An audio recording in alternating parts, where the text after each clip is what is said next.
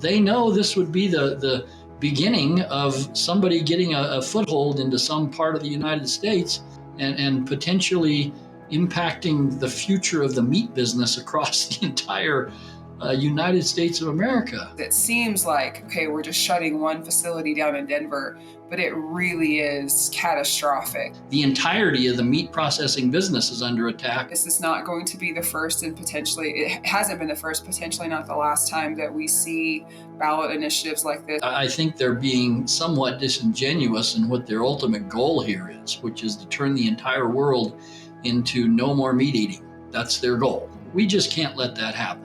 It's just not okay to do that. And it's not okay to force anyone into an eating habit. Eat any way you want to eat. Eat as a vegetarian, eat as a meat eater.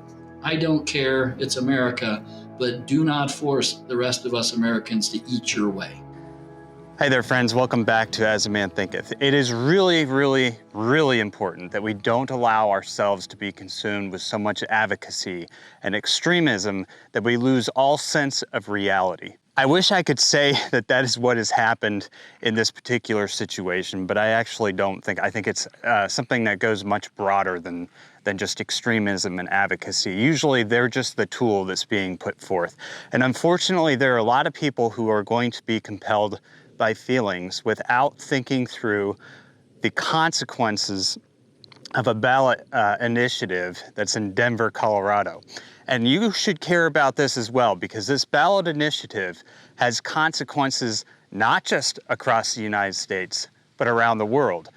But here in the United States, it could have a dramatic impact on our meat supply. If you think that you're paying a lot for prices now, imagine if 25% of one of our meats went off the market. How much would you be paying then? What would you be paying if suddenly an entire part of our supply chain dropped off? Going beyond that, this initiative will cost thousands of jobs in the state of Colorado. It'll cost the livelihoods of many ranchers throughout the state and surrounding areas. And it will destroy, absolutely destroy, the equity of minority workers in the state of Colorado, hundreds of them. So today I invited Paul Andrews with the Northwestern Stock Show and Jennifer Martin to discuss some of the facts around this ballot initiative. And I'm also going to include some clips from a previous video that I had put out on this initiative. If you'd like to see the uncut interviews with Paul Andrews of the Northwestern Stock Show and Jennifer Martin with Colorado State University, you can check those out on the Farmers Talk podcast on the Meet My Neighbor Productions channel. This video has been comprised to help kind of narrow down the topics, put them in an order that everybody can understand, and hopefully provide everybody with facts that they can share with their friends. This is a really, really, really important initiative. It is not just some random ballot initiative. The impacts, as you'll learn from this video, are tremendous. And while this group has not completely disclosed where their funding comes from, I know where it comes from, I can tell you that almost everything that they have said in their campaign is absolutely misleading. It's a lie. But they will do anything. They will lie to the voters to get them to vote in favor of this initiative.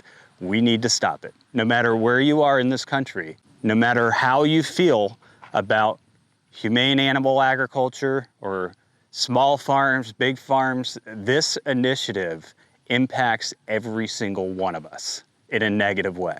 And the deception behind it is frankly disturbing. It's a citizens' legislation that's been put forward to ban the sale of fur, and they're also trying to ban slaughterhouses from operating in the city. They want you to believe that the farmers being impacted by this are bad people as well. Bad people who are also polluting the environment. It's no secret that industrial animal farming is a top contributor to climate change, but it is also has a huge impact on the environment of the surrounding community. They really don't want you to see these farms for what they are. They talk about the sheep farmers as industrial farmers. They use a lot of statistics talking about how many animals are raised in confined animal feeding operations across the United States that go into our meat supply. But yet they're attacking a slaughterhouse for sheep. And I don't know how many of you know much about sheep, but most sheep are raised on pasture. Very few sheep are actually raised in a CAFO. It's not that common, and it's rare when it actually happens. But most sheep are raised on pasture. Reading through a lot of their material, they talk about, this being against factory farms, but these ranches that are raising these sheep, they're not what people envision as factory farms. They're out on pasture. They're Yeah, but I think you stated it as accurately as it can be stated. I mean, this has nothing to do with factory farming in Colorado. I mean, the sheep producers I know in this state have wide ranging ranches. I mean, we have lots of them that are coming to show their animals at stock show, right? And so they don't want you to see how these small family farms raise their sheep. They don't want you to see that side of this story. What they want you to hear is what they're telling you, that these are industrial farms. They are exploiting animals. They are harmful to the environment. The entire animal agriculture impact on climate change debate is one that has been debunked numerous times before. But it's the narrative that's been put out there over and over again. There are places in the Front Range of Colorado that would become desert wastelands if they did not have ruminants out there to break down the old vegetation and replenish the soil. It just wouldn't happen. There's no moisture. There's not enough of it. It would cause what we call desertification. They talk a lot about the environment in this, but Colorado is a very temperate environment. It's a very fragile range. And without having some sort of ruminant out there to break down the dry vegetation, it's going to slowly turn into desertification. I mean, it slowly breaks down. So the assumption that, okay, we can still raise lambs in Colorado, but we just can't harvest them in this facility in Denver. One of the challenges with that assumption, and if we make that decision from an environmental perspective, if there were to be a strong case for this facility in Denver is not good for the environment, I think one of the challenges with that, the trade-off is that then we're having to ship lambs hundreds of miles to be harvested in another state. And so the net trade-off is zero, and arguably is even worse because now we're having to ship lambs farther to get them to a facility that is going to have an equal impact on the environment as our one house here in Denver. And so I think from a totality perspective, could you make a case potentially, like, maybe they can make a case for the environmental impacts of meat processing facilities, but these lambs will still be harvested. They're going to go to another state. They're going to be shipped across to another state for hundreds of miles, not only having an environmental impact in that alone, but then think about the animal welfare implications of having to ship lambs to other states when we can also just harvest them in our own state. And so I think this idea that this is a positive for the environment is pretty naive because it doesn't have a whole lot of legs when we think about the shipping costs, the shipping impacts that are going to happen, and the fact that we're just moving any impacts from an environmental perspective from one state to another. I don't see a whole lot of merit to that argument. Now, are there things that Superior Lamb can and should and is doing actively to improve their environmental impact? Absolutely. They're just like every other meat processor and livestock producer in the country right now who is learning as we go and trying to do things better and continuously improving all of the things that go into meat processing and livestock production. So the argument that getting rid of it is going to fix the problem is not valid, in my opinion.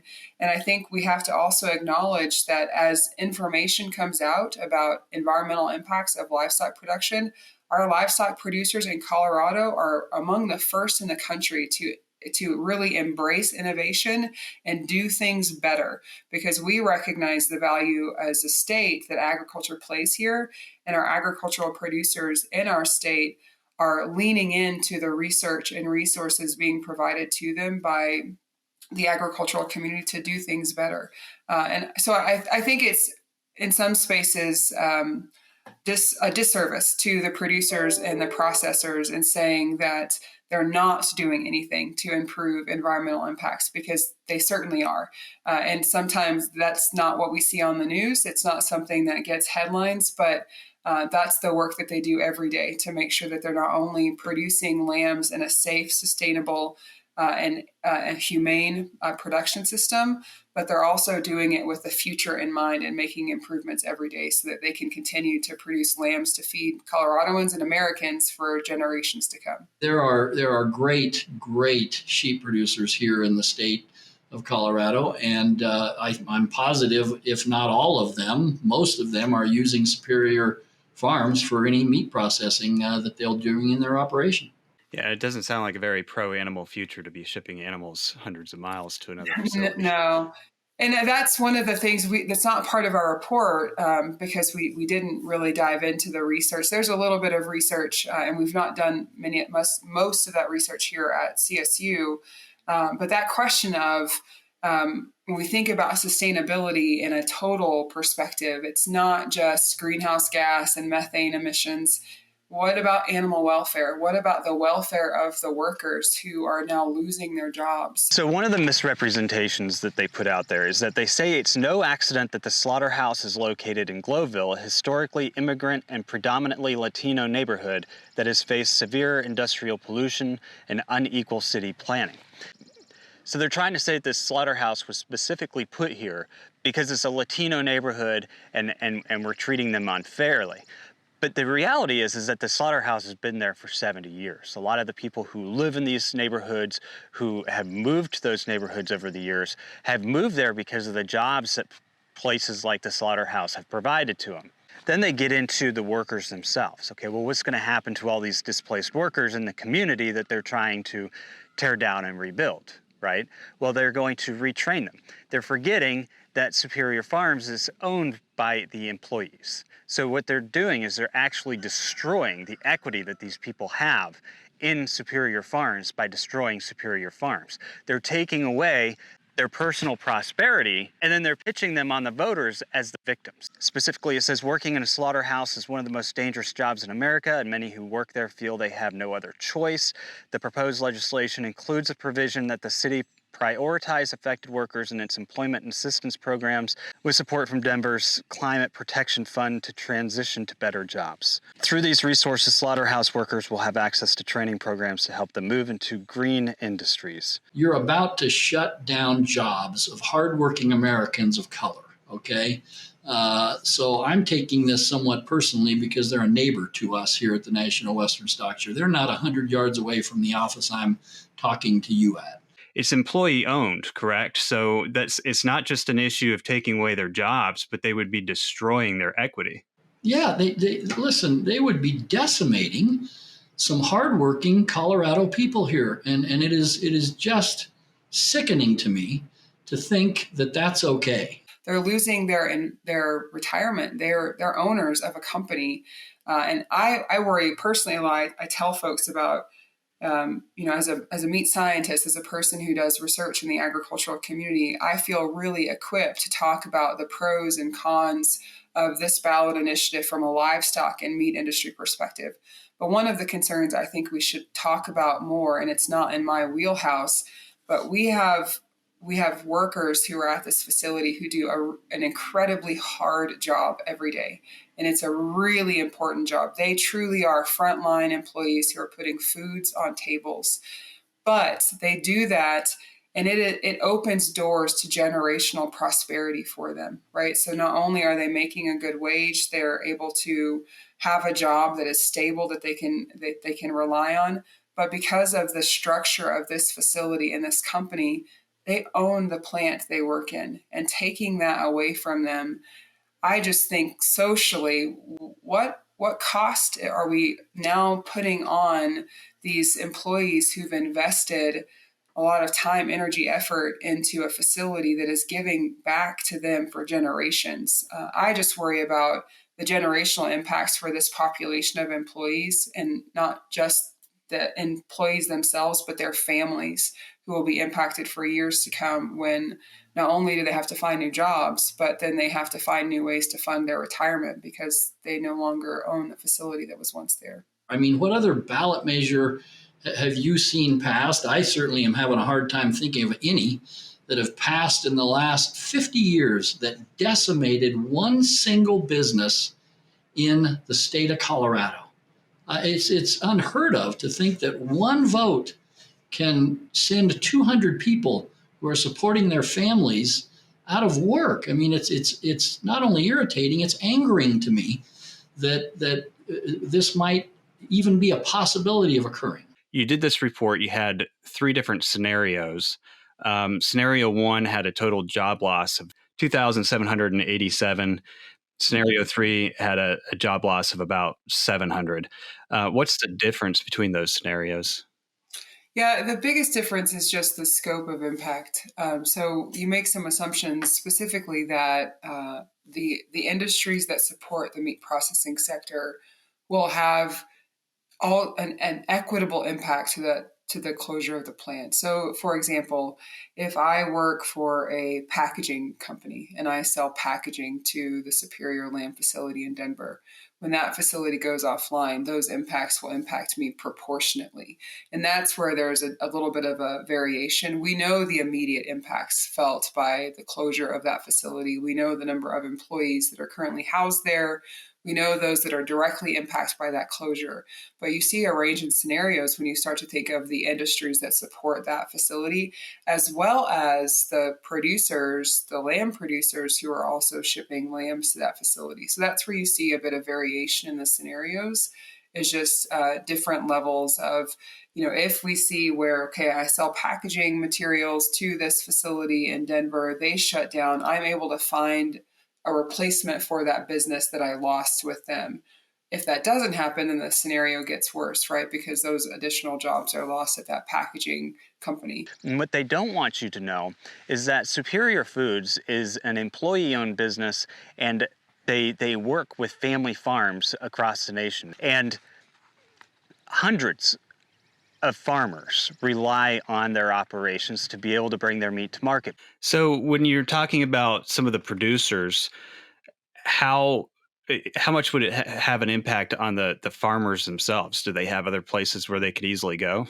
That's a really great question. I think that's part of to your earlier comment, when we think about this closure, it seems like it's a really local closure where, this ban would close one facility currently one facility in the city limits of Denver, with a couple hundred, almost 400 jobs housed there.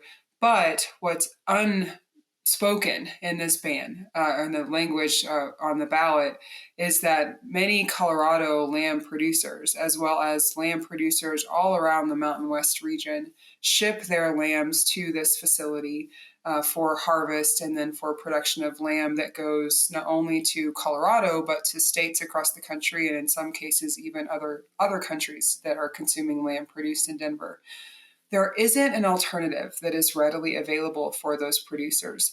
And that's for a couple of different reasons. We did have a facility housed, another similarly sized facility housed in Greeley that closed down a couple of years ago. When that facility closed down, it didn't reopen. It actually relocated to another state. So now Coloradoans who want to ship their lambs, or Colorado lamb producers who want to ship their lambs, have to go farther. They're going to have to go to Texas. They're going to have to go to California to have a similar market access. The other part that I think folks forget is that market access piece. While we do have lots of small processors, so small meat processors in the state of Colorado, around 150 of those, they don't have the same market access that a plant like Superior Lamb has.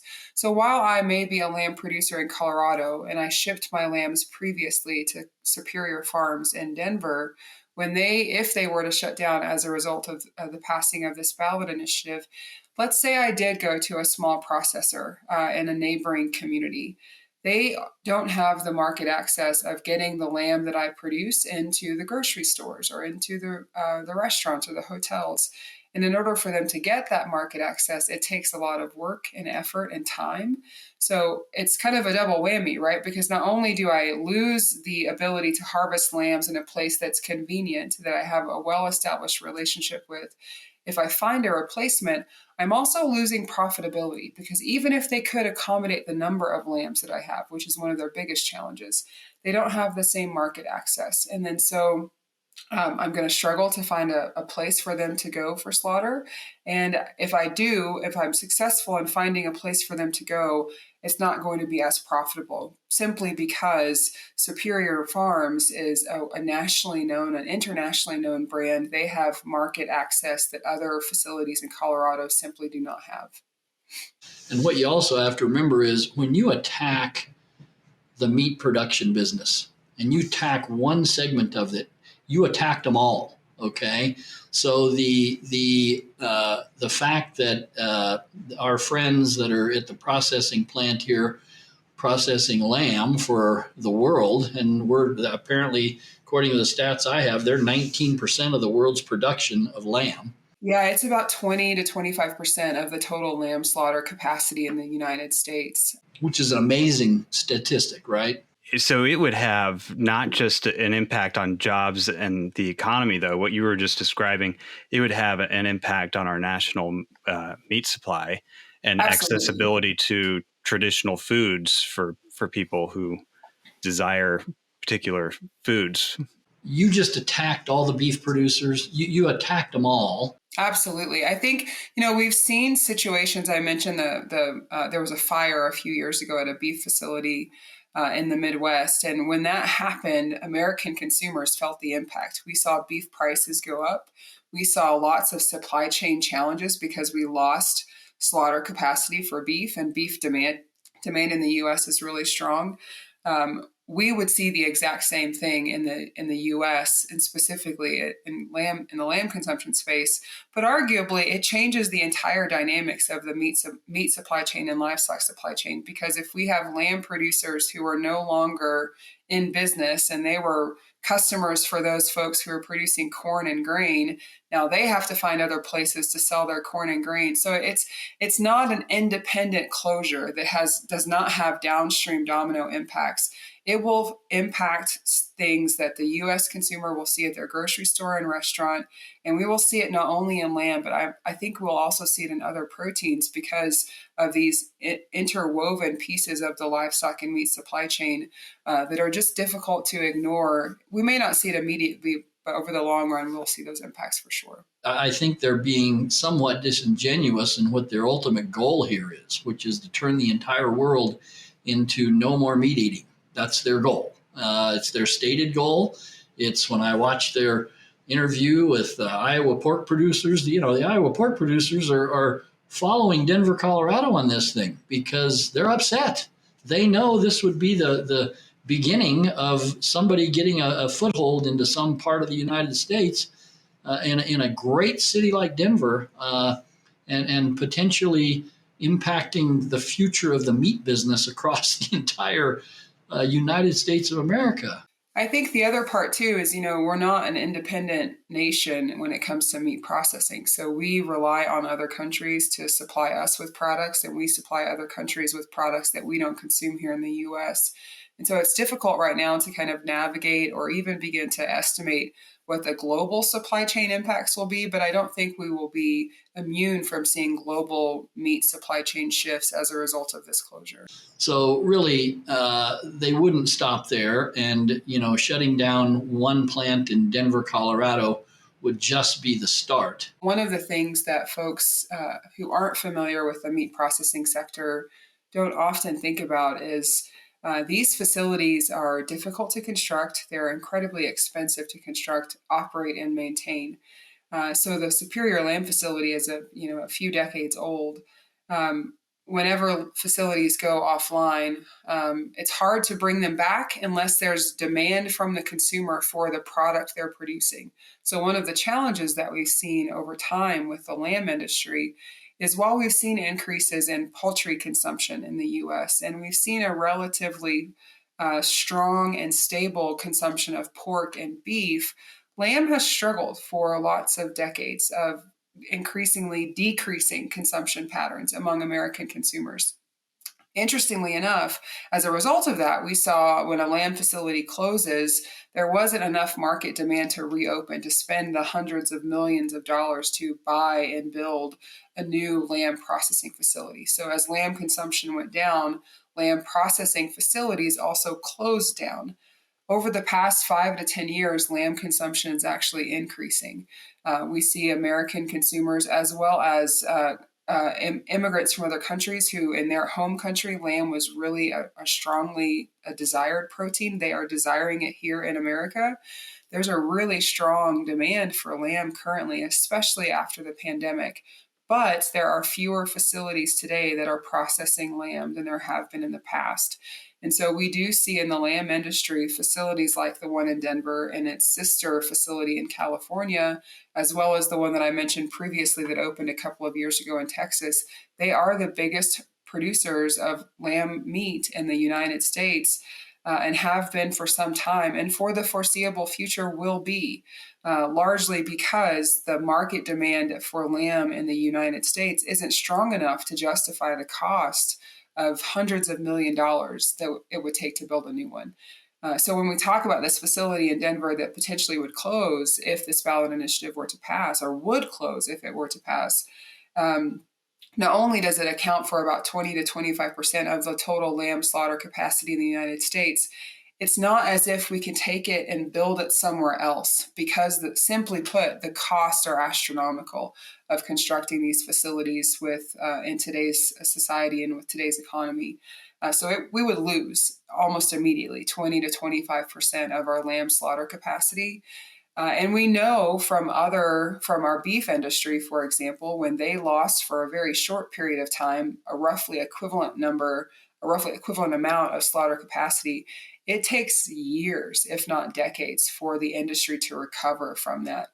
With what we know about the lamb industry and lamb consumption being increasing, but still not to the point of beef, pork, or poultry, it may not recover. And then our concern from an industry perspective is if we lose 20 to 25% and it takes decades to recover or potentially never recovers, those producers will go out of business because they won't have a place where they can ship their lambs. The places they do ship their lambs to aren't going to allow them to make a profit, and they'll simply quit producing lambs. And that's where I think, again, those unintended consequences, it seems like, okay, we're just shutting one facility down in Denver, but it really is catastrophic to the lamb industry for the reasons of a relatively soft market demand, construction costs, equivalent market access is just simply not there. They want to shut down, again, protein production across the United States. Everyone needs to be vegetarian. That's their ultimate goal. And listen, I welcome vegetarians to come to the National Western Stock Show. I'm not against them at all. But tell me I can't eat meat, no way, right? I'm not going to tell them they can't have a salad at the National Western Stock Show. I've got it here for them. They're trying to force their agenda on Colorado and their out-of-state interests. No in-state interest is doing this. This is people from California, the pro-animal future people, that think it's okay to enforce their will on Coloradans. And that's not going to sit well, I think, with my fellow Coloradans. Why do you think they chose Denver? Well, I think Denver's rich in history of the West, right?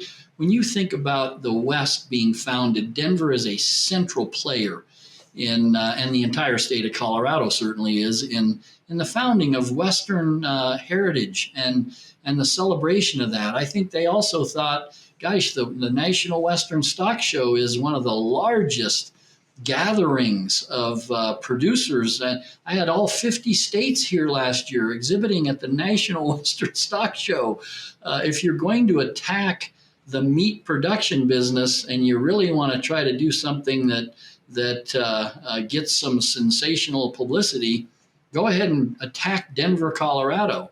And it's a giant city, right? We got 3 million people living in this Denver metro area. So it's a city that you can attack, and maybe not all of them are as agriculturally inclined as the people in the surrounding areas, right? Like you drive 30 minutes outside of Denver and you are in ag land, right? I mean, you're Sterling, Colorado is an hour up the road. It's all agriculture, Brighton, some of these areas that have really nice ranches and farms are just 20 to 30 minutes outside the center of this city.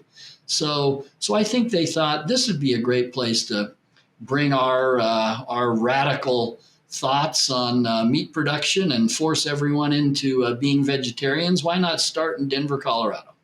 In Colorado, we as a state have spent a lot of effort over the past few years of really trying to support and bolster local foods and recognizing that Coloradoans prefer. We have data that's from CSU, survey data of consumers in Colorado demonstrating that Coloradoans want to purchase food produced in Colorado. They value agriculture in Colorado. And we, as a result of the surveys and a result of what their consumer dollars are telling us they want to see at their grocery store and at restaurants and where they spend their money, the state has invested. We have a Colorado Proud program. We've really tried to create ways for Colorado producers, food producers, livestock producers to access Colorado consumers and try to make this easier. Where you're not having to buy lamb from New Zealand or buy beef from other states in the U.S.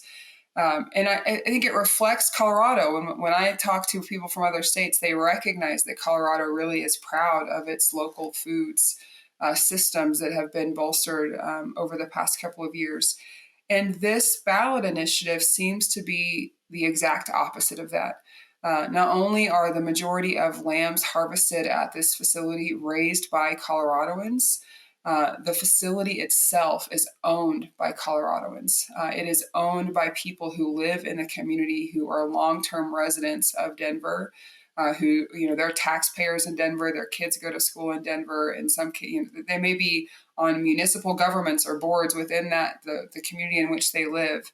And so it's surprising in the sense that if we have a state and consumers in a state and a city that say we value local foods, that we now have a ballot initiative that doesn't value local foods and doesn't value a decades old infrastructure that has been enriched and has really flourished in this community in Denver in the sense that it is providing Coloradoans food raised by Coloradoans, produced by Coloradoans. And that, to me, I think if there was anything that was surprising, it was the confusion of, if we have for the past couple of decades responded to our state's demand of saying we value Colorado agriculture, Colorado produced food, this ballot initiative doesn't speak to that. And so I think I think Colorado voters will vote accordingly if they whatever side of the issue they land on. But I think it's just a counterintuitive initiative to a state that has, for the past couple of decades at least, and even historically, when you think about the role of agriculture in Colorado, it just seems to be an opposite or in conflict with that commitment we've made as a state to local foods. So that's probably the thing for me personally that's most surprising is this going to be a change in our state and saying we don't value local foods? I don't think that's the case, but it's interesting that there's a ballot initiative that really questions if we are committed to supporting local foods. Their intent here is to start here and expand across America after the, slaughterhouse ban, which I hate the word. At the end of the day, it's a meat processing plant. We are not going to have any meat in King Soopers or any other grocery store if we don't have meat processing plants. Pro-animal future, the group that is saying, hey, you're not allowed to kill an animal and sell it to a consumer so that they could have a highly nutritious meal. But it's completely okay with them to kill an animal for testing. It's right in the bill. So this pro-animal rights group has a thing against us eating nutritious, healthy food. But they don't have a problem with companies killing animals for testing. This is a very unusual situation for most animal rights groups. Normally they're against animal testing, but they do not have a problem with companies coming into Denver to do animal testing and killing the animals for testing. They don't have a problem with any of that going on, and that's because of their special interest funding. Have you looked much into this fur ban that's been proposed as well and the economic impacts of that? We haven't. So that wasn't, that was outside of the scope of our initial research question, primarily because it was a group of folks who work in the meat industry and then some of our ag economist colleagues. But We've not. It was not part of our research question. We started this report. We have gotten requests to consider additionally the economic impacts. I don't know that that's something that we would be able to get done before the election, but certainly something that we have our ear to the ground about. Additionally, kind of examining the large scale impacts outside of the more immediate impacts of the ban. Yeah, and most people think, like right now, the feedback I've been getting on the fur ban isn't this just about mink coats? It has nothing to do with mink coats.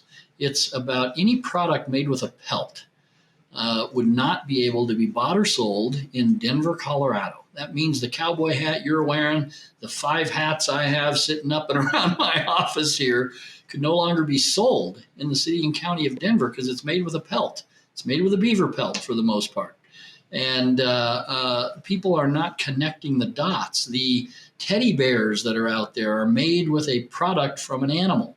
So teddy bears would be illegal in Denver, Colorado. I mean, it is insanity running wild. Yeah, I think, again, like one of the challenges, and this is not part of our research, so I'm just speaking kind of anecdotally from some of my knowledge and kind of awareness of the industry itself. One of the challenges that we face in the U.S. is when we have an animal industry where we use animals for food, but we also use products from those animals for textiles and clothing and things of that nature. As that industry changes, as the fur industry changes or the leather industry changes, it places real strain on our meat processors and our livestock producers. So much so that many of our small meat processors in the state of Colorado, their number one expense, aside from labor, is disposal of hides, where there isn't a market for leather. They can't sell a beef hide. They can't sell pig skins. They're having to actually dispose of those products in the landfill and pay for them to be disposed.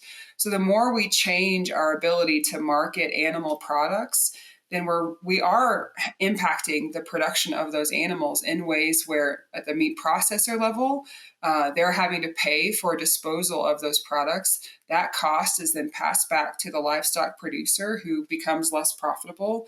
So I think it's similar in that it's not an independent ballot initiative that's going to ban one thing. The domino effects are significant because we've seen this challenge in our meat processing space and our livestock producer space. The less reliant we come on animal products, but still have an animal production industry, we really strain the production industry and arguably the environment. One of the things that we talk about often in the meat processing sector is if we want to become more sustainable as a country and a food system, it is not sustainable to say we have high value products from these animals that we are paying for their disposal in a landfill. That is the opposite of sustainability. And it's not because the processors want to do that. It's because there's no market for those products.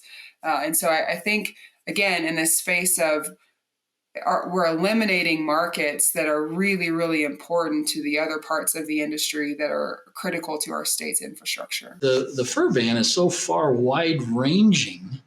You know, your fishing lures, 80% of your fishing lures are made with a product from a pelt. So the fishing business will be decimated if this passes. Cowboy hats, think of any product made with a pelt. It's not just a fur coat here. It's not at all about the fur coat. So, it's boots. It's the hats we're wearing. It is so far reaching that it's really unbelievable that people are looking at language on a ballot and can be misled by this group that's coming from outside Colorado. I mean, I didn't think about the aspect of how far-reaching the fur ban was. I knew it was impacting because even on their website, they only talk about, well, it might impact one business. But what you just described is it would impact a lot of businesses, big box stores. Yeah, it is going to impact numerous businesses, as well as the Native American powwow that occurs right over here at the complex every year in March. The Denver Coliseum hosts a powwow, and they obviously have lots of fur products. That's part of their proud heritage as a Native American. And why should they have to change their powwow because of the passage of something known as a fur ban. I mean, they are masking what their intentions are here. It's unethical. I find it quite offensive. And let's see through this. Let's see through this mirage. This is not about mink coats. This is about ending meat production across America with a radical group called Pro Animal Future that's put both these on the ballot this year. So, I won't get on my soapbox on how easy it is to get on the Denver ballot. It's too easy, but that's how these things occur. Yeah, and absolutely. I think that's one of the other parts that, again, like this is not going to be the first, and potentially it hasn't been the first, potentially not the last time that we see ballot initiatives like this. One of the things that we try to do at CSU is equip voters with information that's based in fact, because certainly there are very emotional responses to fur and meat and animal harvest. And people are going to fall on either side of that argument. But when they're in the middle, I think it's really important to make sure that we inform with resources and data and not emotion, because even if you make an emotional decision, if you make something that aligns with your personal values, just being aware that there are consequences of those decisions that you aren't as an individual immune from, and that you will see on your plate, you will see in your grocery store receipt. And so I think wherever folks fall on either side of the spectrum, our role as a university is just trying to say, here's the data, here's the impact. If it passes, you decide. You can pick whichever vote you want to make, but we want to make sure that you're making a vote with a full suite of resources and knowledge to understand the impacts of whichever direction you fall. The groups that are behind this are so misleading. They often present themselves to small farmers as pro-small farmer and actually receive donations and support from small farmers. But what people don't realize is that all of that funding is going into initiatives like this, initiatives that are going to shut down small farmers across the state of Colorado and surrounding areas. But what's even more disturbing to me is that somehow in the United States of America, we've even allowed something on a ballot that could have national implications on our food supply, that could have a national impact on what consumers pay for meat prices in the grocery store. It's an act against the people of this country, and it's an act to try and force them into a belief system that some advocates feel we should all live by.